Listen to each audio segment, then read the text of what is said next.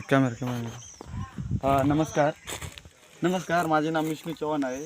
मी रहिवासी पातोंड्या गावाचा असून आम्हाला इतकी मोठी समस्या आहे ना, तुम्ही बघितले गेले तर हा आहे का 1996मध्ये रस्ता होता चालू.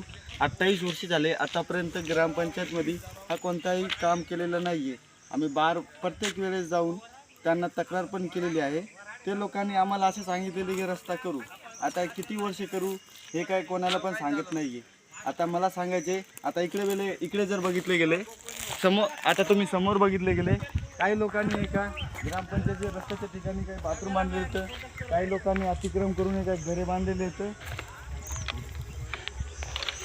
काही लोकांनी एका घरे बांधलेले आहेत आणि काही लोकांनी एका उखंड्या पण तयार केले. आता तुम्ही बघितले गेले या साईडचे जे लोक असतात त्यांना कशा प्रकारे समस्या निर्माण होत आहे. आता बघितले गेले घाण कचरा किती आहे,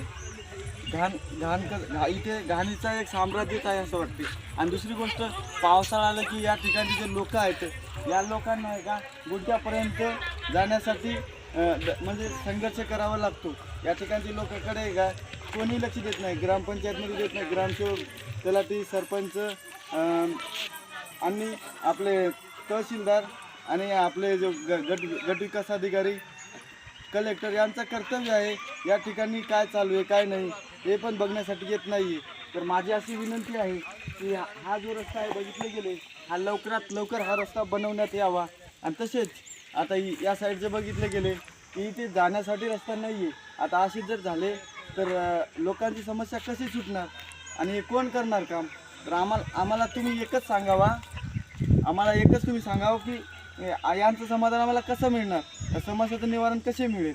आता तुम्ही बघितले गेले, आता हे बघा, हे रस्ता बघा, इथून जर बघितले गेले सरळ बघा, पुढे टाकी आहे आणि या ठिकाणचे जे लोकांना काय हे आहेत ना, म्हणजे सांगण्याचं महत्त्व म्हणजे पावसाळा बघितले गेले तर तुम्ही एक वेळेस इथे नक्की येऊन बघा आणि या समस्याचं समाधान आम्हाला काढून. या ठिकाणी जे राहणारे लोक आहेत रहिवासीला इथे जाण्यासाठी किती संघर्ष करावा लागतो आणि हे काम कोणाचं आहे ओरिजिनलमध्ये. आता तुम्ही बघितलेले गावामध्ये फक्त मी करतो आता कित्येक वर्ष होऊन गेलेत तरी पण याच्याकडे दुर्लक्ष करू आम्ही एका कटाळून गेलेलो आहे. तर आम्हाला आम्हाला सगळ्यांची पाठिंबा लागेल आणि हा रस्ता आहे का कलेक्टर, कामगार विभाग आणि ह्युमन राईट आणि इतर आम्हाला मदत करावी. कारण की आम्ही जर काय बोलले गेले तर आमच्यावरती लोक दबाव टाकतात आणि या ठिकाणचे लोक बघितले गेले तर गरीब लोक असल्यामुळे यांना काही बोलता येत नाही.